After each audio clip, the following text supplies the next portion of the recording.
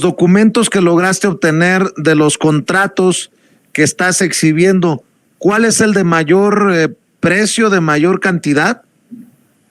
Pues mira, de los que hemos, es el de, mira, Vicente, no son contratos, son auditorías internas que hizo la Contraloría de la Universidad y también son procedimientos de responsabilidad administrativa que también hizo la universidad. Estos instrumentos creados por la propia universidad, generados por sus auditores, sí tuvieron acceso a los propios contratos y contrastaron precisamente pues que todo se hubiera hecho con legalidad. Era tan grande ya las irregularidades ahí que los trabajadores sabían que incluso el propio cuerpo administrativo se sabía, fuera incluso de la propia Dirección General de Divulgación de la Ciencia, que a la UNAM no tuvo de otra más que, pues sí, enviar auditores a que hicieran estos trabajos. Vicente, las irregularidades de estos 4 suman más de 30 millones de pesos y los desfalcos alrededor de 12 millones de pesos. Los desfalcos son ya, digamos que, daños probados que ha considerado ya la Contraloría sobre, le llaman daños al patrimonio universitario, es decir, desfalcos, dinero que ya ellos comprueban que tuvo un destino de manera irregular y que tiene que ser reintegrado a la universidad, o eso es lo que tendría que haber sido. Pero además, te decía, hay otro tipo de irregularidades que suman más de 30 millones de pesos. No estamos hablando de cualquier cosa, poniéndolo en términos frente al dólar, estamos hablando de 30 millones de pesos, algo así como más de entre 15 y 20 millones de dólares. Y en el caso de los desfalcos estamos hablando de más de $600,000. O sea, si alguien busca minimizar, subestimar o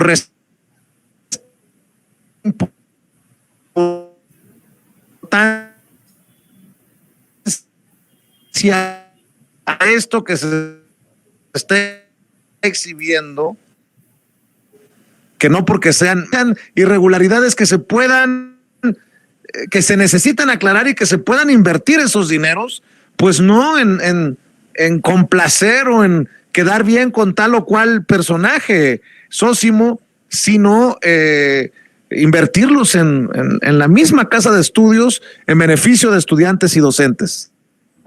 Así es, Vicente. Es que además, en efecto, habrá quien empiece a señalar, bueno, pues es que no es tanto el monto, etcétera. Lo que nosotros estamos documentando, Vicente, pues ya es la gota que derrama el vaso. Y precisamente por eso la universidad ha hecho auditorías, porque sabes, Vicente, la mayoría de irregularidades ni siquiera llegan a una auditoría de la propia universidad. Entonces decíamos, estos de entrada no se hacen auditorías. Ahora que se hacen, arrojan estos datos. Y también hay que aclarar algo, Vicente, la propia Contraloría es muy amable con estas auditorías que se hacen, porque no se hacen, Vicente, precisamente pues para solucionar el asunto, para realmente desmontar a la red de corrupción que hace posible estos actos. En realidad los hace para cerrar, porque ni siquiera, como te decía hace un momento, ni siquiera se difunde, ni siquiera se informa a la sociedad, no se da vista a las autoridades judiciales de este país para que puedan investigar sobre probables desfalcos al patrimonio universitario. En realidad se hacen pues ya para cerrar, para que ya limpiar este asunto y que ya no se hable más del tema. Por eso es también lo indignante y por eso es lo importante de este tipo de investigaciones, que den luz, que arrojen lo que está ocurriendo allá en la Universidad Nacional Autónoma de México. Y has tocado un tema que nos parece muy interesante. Se deberían estos recursos realmente de invertir en lo que requiere la propia universidad. Vicente, hemos visto, hay un recorrido y puedes ingresar a la Universidad Nacional Autónoma de México y hay, pues sí, algunos salones en condiciones bastante deplorables. Hay mobiliario también, sobre todo aquello que utilizan los estudiantes, que utilizan los profesores que no son de la casta dorada, mientras, en contraste, vamos a las oficinas de la casta dorada y te vas a encontrar, pues sí, con oficinas amuebladas, con ceniceros y cestos de basura muy, muy caros, etcétera. Entonces, Vicente, además, pues esto, por eso también resulta indignante, y también por otro asunto, la precarización en la que se encuentran los propios profesores universitarios.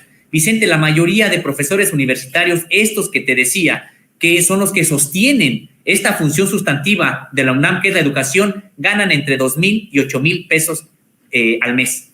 Así como lo escuchamos, entre 2,000 y 8,000 pesos al mes, con muchísimo trabajo encima, con varios grupos encima, con tareas que revisar, con clases que preparar, con exámenes también que resolver, etcétera. Entonces, Vicente, estamos hablando de que tenemos a un sector de los profesores en la precariedad laboral, con una inseguridad también laboral, porque además si se portan mal, entre comillas, simple y sencillamente ya no le renuevan grupos, ya no le renuevan el contrato para el siguiente semestre. Es decir, Vicente, me parece que se trata de una situación muy, muy complicada, muy indignante, y que por eso pues hay que arrojar luz sobre estos hechos.